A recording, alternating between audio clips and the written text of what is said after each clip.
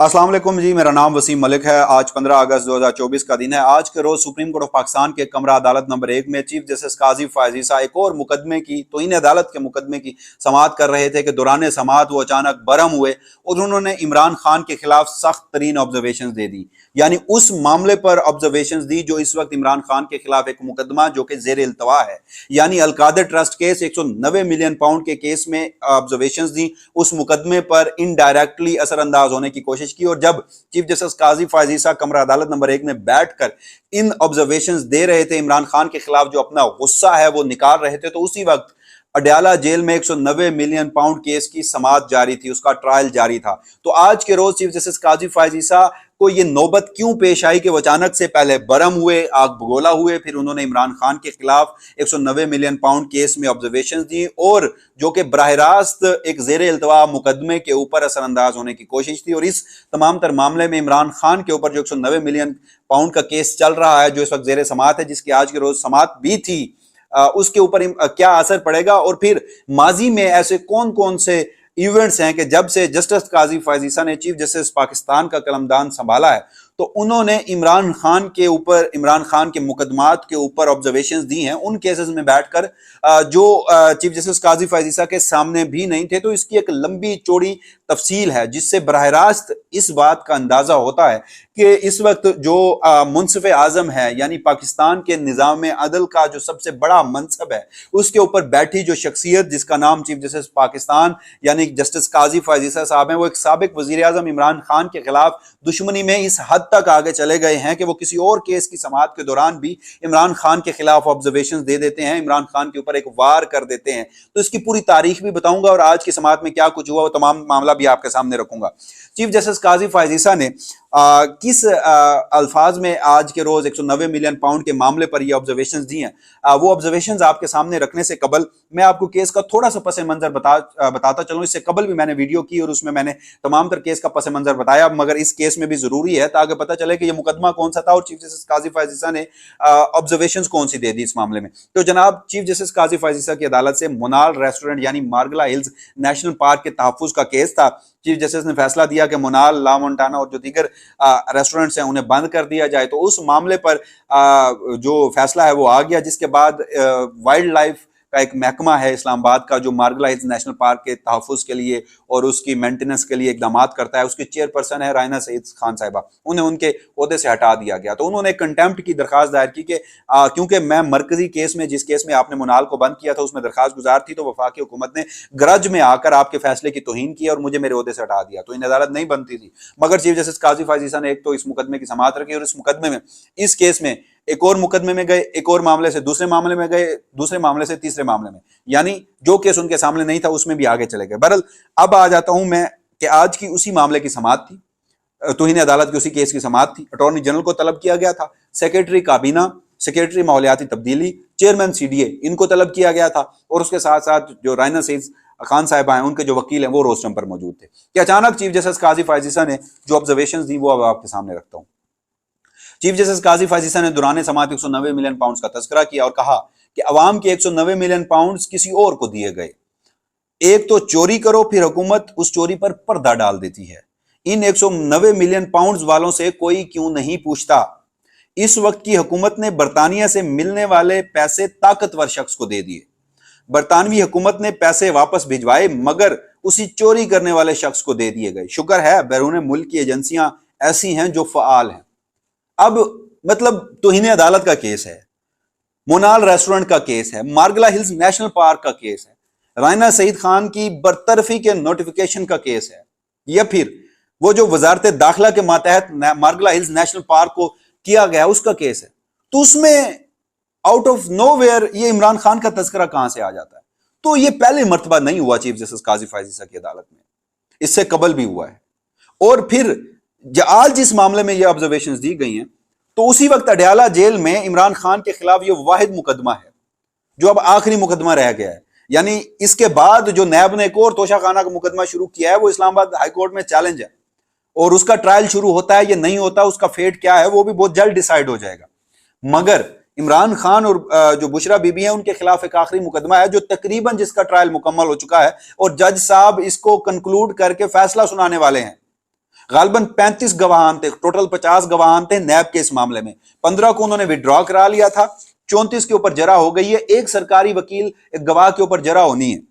और उस मामले में अडयाला जेल में जिस वक्त समाअत हो रही है, चीफ जस्टिस काजी फैजी साहब किसी और मुकदमे में बैठकर 190 मिलियन पाउंड के ऊपर दलाइल दे रहे हैं और बराह रास्त इस मुकदमे पे असरअंदाज होने की कोशिश कर रहे हैं। समझा यही जाता है कि जब आपके पास वो मुकदमा नहीं होता, आप उसके ऊपर ऑब्जर्वेशन दे देते हैं। यानी आप इंटेंसिटी देखिए, ट्रायल कोर्ट में ये मुकदमा चल रहा है और सुप्रीम कोर्ट में chief justice Pakistan at the very highest forum, at the apex forum हमारे जुडिशियल सिस्टम के, उस पर बैठकर इस तरह के ऑब्जर्वेशन दे रहे हैं कि जी इसमें वफाकी हुकूमत जो है उसने सहूलतकारी की एक ताकतवर शख्स की, यानी कि यहां पर मलिक रियाज की बात की जा रही है और इस सारे मामले पर ऑब्जर्वेशन दे दी। इमरान खान इसमें मुलविस है तो अब सजा दीजिए। मगर इस मुल्क में शायद हर शख्स को ये आदत पड़ चुकी है गुज़श्ता 2 सालों में कि उसने आईन और कानून को नहीं देखना, ज़ाब्ते को नहीं देखना, बस अपना जो उसके अंदर ग्रज है इमरान खान के खिलाफ, चाहे वो इस मुल्क में बैठी फौजी एस्टैब्लिशमेंट की आला तरीन शख्सियात हो, इलेक्शन कमीशन हो, वफाकी हुकूमत हो, या फिर कुछ जज साहिबान हो जिसमें चीफ जस्टिस काजी फैजी साहब बड़ी मज़द के साथ सैर फहरिस्त हैं,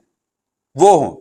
तो हुजूर आपका जो मनसब है वो आदिल का मनसब है और अदल खुदा बुजुर्गो बरतर का एक वस्फ है जो उन्होंने इंसानों को दिया है। तो आप एक सियासी जमात या फिर उस सियासी जमात के जो अहम रहनुमा है उसके खिलाफ जो दुश्मनी है आपकी माजी में मुख्तलिफ इवेंट्स पर, मुमकिन है कि वो शख्स गलत हो और आप दुरुस्त हो, मगर आपका ये मनसब आपको जेब नहीं देता कि आप इस हद तक चले जाएं उस शख्स के खिलाफ दुश्मनी में कि आप बुनियादी इंसानी हकूक भी गए, फेयर ट्रायल भी गया, अदालती नज़ायर भी गए। और आपके हवाले से तो आपके जो तारीफ करने वाले हैं वो बड़ी आपकी इस हवाले से तारीफ करते हैं कि जी चीफ जस्टिस काजी फैजी साहब आइन से, कानून से, टेक्स्ट से बाहर नहीं जाते। मगर कैसे बाहर नहीं जाते, ये एक लंबी तारीख है जो आपके सामने रखता हूं, जो इमरान खान के केसेस में चीफ जस्टिस काजी फैजी साहब टेक्स्ट से बाहर गए हैं। अब जनाब ये जो सारा मामला है इसमें 190 मिलियन पाउंड के ऊपर चीफ जस्टिस काजी फैजी साहब ने तो सिर्फ आज ऑब्जर्वेशंस दिए हैं, इससे कबल वो पूरा फैसला लिखवा चुके हैं। यानी बैरियर टाउन अमल दरामद केस था सुप्रीम कोर्ट ऑफ पाकिस्तान में, चीफ जस्टिस काजी फैजी साहब आए पहले दिन और बैरियर टाउन के वकील से पूछा कि ये अमल दरामद बेंच क्या होता है, आइन में तो इसकी कोई गुंजाइश नहीं है। चीफ जस्टिस काजी फैजी साहब जिस बेंच में आकर बैठे थे वो उस बेंच को नहीं मान रहे थे कि ये गैर आईनी, गैर कानूनी बेंच है, अमल दरामद बेंच तो कुछ होता ही नहीं है। तो उसके सामने जो उनके वकील थे बैरियर टाउन के, उन्होंने बताया कि हजूर ये वही अमल दरामद बेंच है जिसमें आप बैठे हैं। तो उन्होंने फिर खुद से उस बेंच में बैठकर अपनी जात को तसल्ली देने के लिए चीफ जस्टिस ने कहा कि ये अमल दरामद बेंच नहीं है, ये सुप्रीम कोर्ट है। और फिर उसी अमल दरामद बेंच जिसको मानने से इनकारी थे उसमें बैठे, कह रहे हैं आप बैरियर टाउन अमल दरामद के मामले पर ही रखे ना। अचानक से ऑब्जर्वेशन दी दुराने समात, अखबारी खबरों का हवाला दिया और 190 मिलियन पाउंड पर नोटिस जारी कर दिए।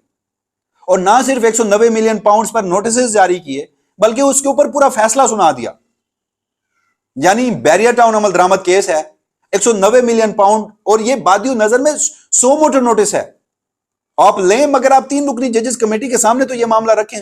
आप ही जो हैं जो कहते हैं कि मैंने अपना जो अख्तियार है वो डिसॉल्व किया है, 3 रुकनी कमेटी को दिया है, तो आपने तो बादियो नजर में एक शोकाज नोटिस लिया और उसमें 190 मिलियन पाउंड पर सुप्रीम कोर्ट चीफ जस्टिस काजी फैजी साहब का पूरा एक फैसला मौजूद है। हाँ, ये एक अलग बात है कि बराह रास्त इमरान खान को नोटिस जारी नहीं किए थे। मुझे याद है कि आज के रोज भी कि जब वो कमरा अदालत नंबर 1 में ये समाअत चल रही थी तो चीफ जस्टिस के दाएं जाने बैठे थे जस्टिस अतर मिनुल्लाह। चीफ जस्टिस ने अखबारी खबरों का हवाला दिया और कहा कि वो जो अखबारों में कुछ खबरें चली हैं, वो जो 190 मिलियन पाउंड आए थे वो तो उसी वापस कारोबारी शख्सियत को दे दिए गए, तो क्या हम नोटिस ना कर दें। तो जस्टिस अतर मिनुल्लाह ने चीफ जस्टिस काजी फैजी साहब को उस वक्त दौरान समाअत कान में सरगोशी की, समझाया। उस वक्त जस्टिस अतर मिनुल्लाह और चीफ जस्टिस काजी फैजी साहब के दरमियान गुड टर्म्स थे।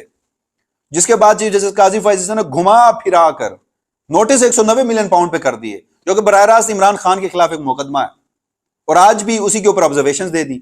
और फिर इससे कबल चाहिए 9 मई 2023 के जो भी वाकयात थे वो काबिल मजम्मत थे। उसके ऊपर जो भी जिम्मेदारान हैं उनको कानून और आइन के मुताबिक सजा देनी चाहिए, उल्टा लटकाना चाहिए। मगर अभी तक उस मामले पर कोई जुडिशियल इंक्वायरी नहीं हुई। मैं अक्सर अपनी वीडियोस में कैटेगोरिकली एक बात कह चुका हूं कि देखिए 9 मई के मामले पर 2 फरीकान है, एक इस मुल्क की फौजी एस्टैब्लिशमेंट और दूसरी इस मुल्क की पाकिस्तान तहरीक इंसाफ, जो कि सबसे बड़ी सियासी जमात है। एक सबसे बड़ा पावरफुल फरीक है, दूसरी सबसे बड़ी सियासी जमात है। दोनों एक दूसरे के ऊपर इल्जामात लगा रहे हैं और अभी तक उसका किसी भी जुडिशियल फोरम पर तहकीकात नहीं हुई। इमरान खान मुतअद्दिद मरतबा कह चुके हैं कि जो 9 मई है उसके ऊपर जुडिशियल कमीशन कायम करके तहकीकात की जाए। इवन के केपी की हुकूमत ने केपी के जुडिशरी से जुडिशियल कमीशन के लिए मुतालबा किया, जजेस ने इनकार कर दिया। यहां सुप्रीम कोर्ट ऑफ पाकिस्तान में मई 2023 की एक दरखास्त आइन के आर्टिकल 184(3) की है, जो कि अभी तक पेंडिंग है। मगर चीफ जस्टिस काजी फैज ईसा ने क्या किया था?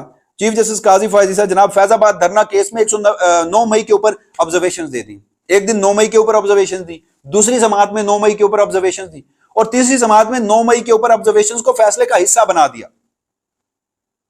यह तमाम तर मामला है।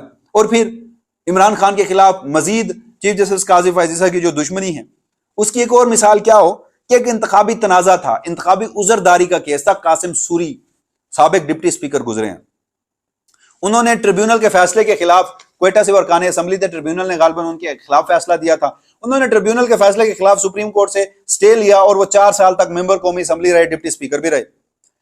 अब टाइम बाउंड था, वो मामला गुजर चुका था, 2018 की असेंबली गुजर चुकी थी। चीफ जस्टिस काजी फैज ईसा ने केस लगाया और उस केस में चीफ जस्टिस काजी फैज ईसा ने क्या किया? ऑब्जर्वेशन दी कि हम इमरान खान, आरिफ अलवी और कासिम सूरी के ऊपर आर्टिकल 6 लगाएंगे। क्यों? इमरान खान का कसूर यह है कि जी उन्होंने असेंबलियां तहलील की थी वो जो अदम एतमाद की तहरीक के दौरान। फिर इंतखाबात की तारीख, जो चीफ जस्टिस काजी फैज ईसा बड़ा क्रेडिट लेते हैं, तो गलबन 2 नवंबर की तारीख थी, 2 नवंबर 2023। चीफ जस्टिस काजी फैज ईसा की सरबराही में 3 रुकनी बेंच वो जो इंतखाबात की तारीख के हवाले से केस है उसकी समाअत कर रहा था।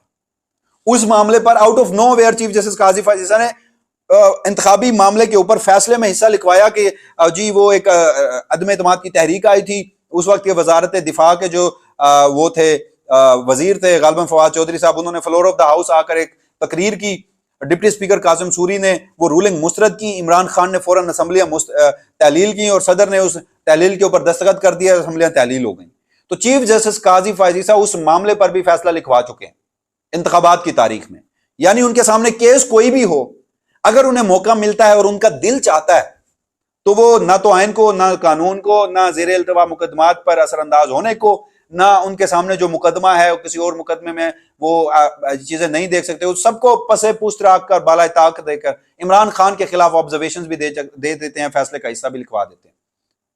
ये तमाम तर मामलात हैं। तो ये बड़े इस हवाले से अगर देखा जाए तो बड़ा अफसोसनाक अमल है। बहरहाल फिर जब इनके ऊपर इन तमाम तर मामलात को लेकर तनकीद होती है तो वो फिर चीफ जस्टिस काजी फैज ईसा अपना तमाम तर गुस्सा जो है वो मीडिया पर निकालते हैं और कहते हैं, जैसे आज भी उन्होंने समाअत के इख्तिताम पर कहा कि इनफ इज इनफ, बस बहुत हो गया, हमने आपको स्पेस दिया, आप हमारे सर पर चढ़ दौड़े हैं, अब हम बर्दाश्त नहीं करेंगे। तो आज की समाअत में किन अल्फाज में मीडिया को तनकीद का निशाना बनाया और यहां तक कहा, असल में चीफ जस्टिस काजी फैज ईसा का भी एक मसला है, वो सोशल मीडिया को वबा समझते हैं। जैसे सोशल मीडिया को बहुत ताकतवर लोग जो हैं वो शैतानी अमल करार देते हैं, तो उन्हें भी मसला सोशल मीडिया से है। वो आज भी कह रहे थे कि मोबाइल उठाया, यूट्यूब शुरू किया और आप सहाफी बन गए। तो फिर ये भी कहा कि सहाफी लोग जो हैं वो सहाफियों को खरीदते हैं और सहाफी जो है प्रोपोगेंडा करते हैं। तो इसके ऊपर अलग से अगली वीडियो में तमाम तफसीलात जो है वो आपके सामने रखूंगा। तब तक के लिए मुझे यानी वसीम मलिक को अपने इसी प्लेटफॉर्म से इजाजत दीजिएगा। अल्लाह निगहबान।